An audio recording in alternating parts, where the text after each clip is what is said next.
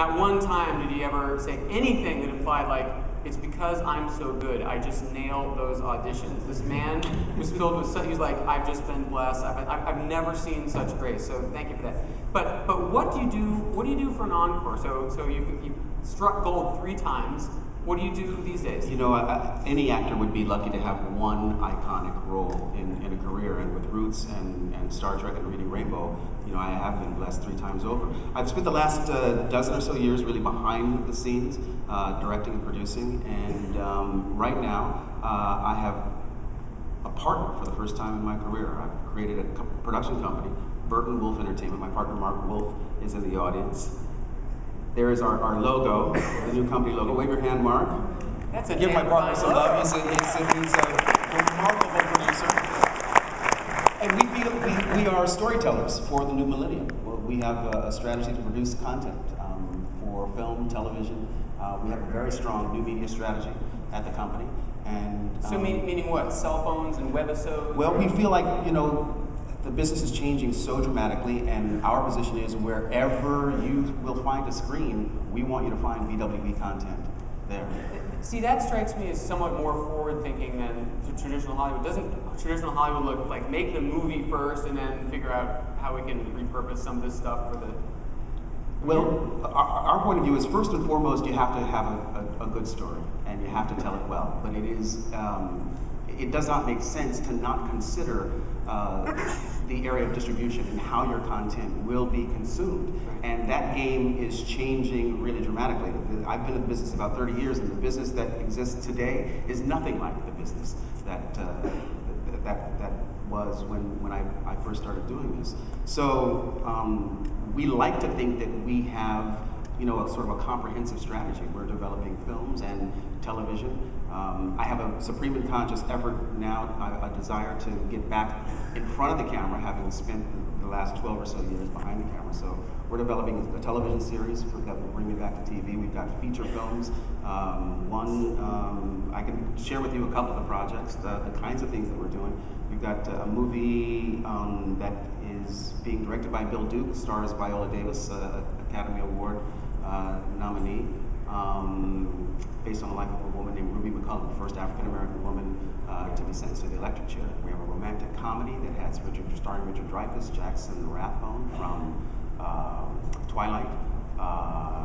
Who else is in that? Wait, so the romantic comedy is about the woman going to the electric chair? No. No, although that's not a bad idea. Maybe you could make it a play. What else are we developing? In the new media, any of you familiar with lynda.com, Linda Weinman? Yeah. We are developing a project with Lynda, and I can announce here that we are engaged in the process of bringing Reading Rainbow back and putting it on the internet.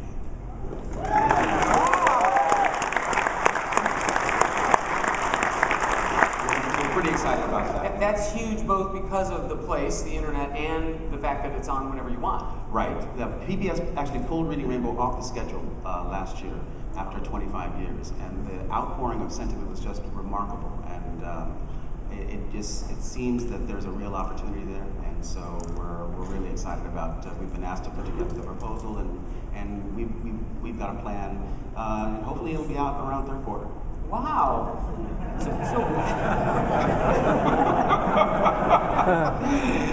So I always thought actors wanted to grow up to direct, and is the new thing I want to produce?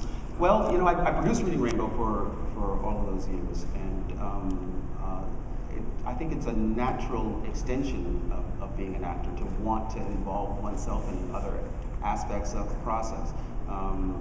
As I say, I really do see myself as a storyteller. My mentors in that regard have been real masters of the game. Alex Haley, Gene Roddenberry, Fred Rogers, these are men who really knew how to tell stories and did it in a phenomenal way. So I feel like I'm the inheritor of a real noble tradition. And Burton Wolf is the vehicle that will be the expression for that. This logo, by the way, This logo itself was crowdsourced via Twitter, right? We conducted a contest via worth1000.com, got amazing submissions from the design community, and this was the one that we selected. We worked very, very closely with the artist, and we're ecstatic with it. We think that it's a really arresting image, and it speaks to exactly what we want to do. It's actually a really great logo. So you're active on Twitter, right? I am. How much of a tech geek are you? What do you got? In terms of toys? Yeah. Whatever I can get. Whatever I can get. Experimenting now with the Nexus 1. Finding that it has real, pluses to it. Will not give up my iPhone, however. Am a diehard Macintosh enthusiast. Apple is the platform. And in the entertainment industry, and for the creators, I think, Apple has always been the platform of choice. And so I'm a big fan, but I've also got my eyes open. Right. So I want to see what's out there, and I want to be able to have technology serve my life in a way that really works for me. Yeah, I am a geek.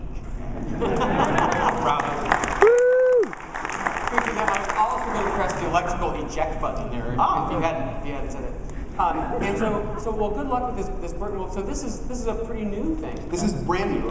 We just, in fact, we started the company this year, and we just got word from our lawyer that we are officially incorporated. So we're legal in the state of California. Oh, now you got to redo the logo with the ink on it. With the ink, our shingle is up, and we are doing business.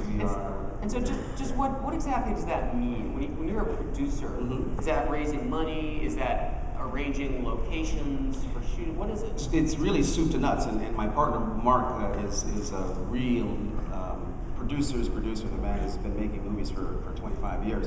It is everything from raising funds. In fact, we will be, and in fact currently are, looking for venture capital.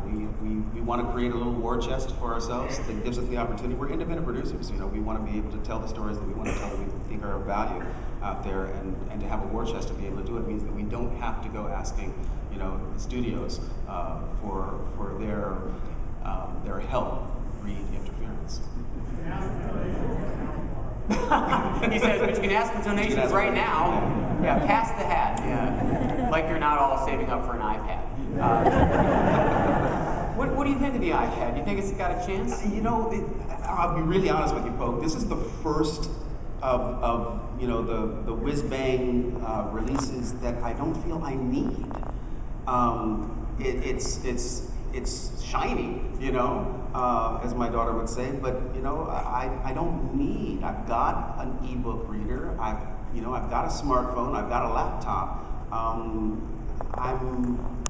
I'm pretty cool. But if you were if you were the masses, I mean, like the Kindles, they've sold 1.5 million or something. Right. This is a country of 300 million. It's not very many. Right. 1 in 300 people have it. So